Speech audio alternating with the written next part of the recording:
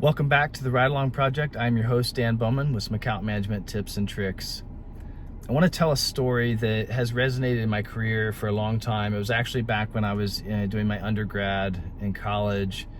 And the story is a business professor of mine who, as we entered the classroom, it was a night class, which is always interesting to interrupt the week. And so we entered the classroom, probably already tired out from practice and other classes throughout the day, and we entered the classroom and the professor was sitting at the front of the classroom with his hands on the top of his legs and a message written on the board that said, "Take your seat quietly."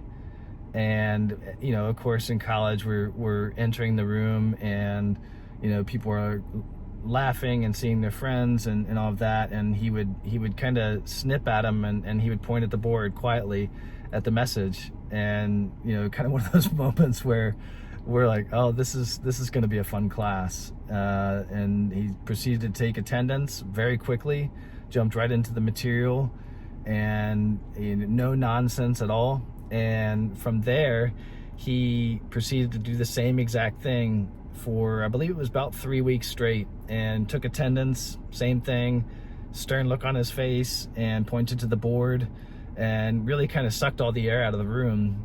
Well, after he took attendance and kind of looking around the room, you started to realize, gosh, there's a lot less people here than there were the first couple of weeks.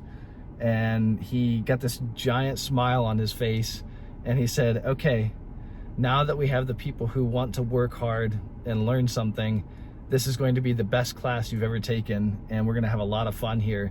And it was. We learned so much, and he was one of the best professors I've ever had in my life. And the takeaway here is that I think oftentimes our clients do this same thing unknowingly, and maybe a little less bold than this. But at the end of it, when you think about the way that you're building trust with clients, they are testing us, and oftentimes they want to see if people are going to react.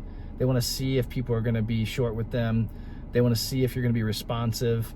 And so when you think about those initial, especially the first 90 days with a new client that you've either just onboarded or taken over from another rep, those are the moments where you're building that trust. And whether they think about it, and deliberately work through some sort of a process where they're testing you or not, in many ways they are. And so I thought that was a funny story about the professor working through that and kind of having that process to weed out those individuals that they know aren't necessarily going to work out or fit the mold from a culture perspective. So think about that as you're bringing on new folks. Those first 90 days are crucial. Don't overthink it, for sure, but it is a test in many ways. And if you're able to be responsive, be resourceful for them, and they know that you're going to bat for them internally and fighting for them, bringing new ideas to them, that trust is going to be built, and I guarantee you some of the best relationships will be built that way. Appreciate you tuning in, and we'll catch you on the next episode.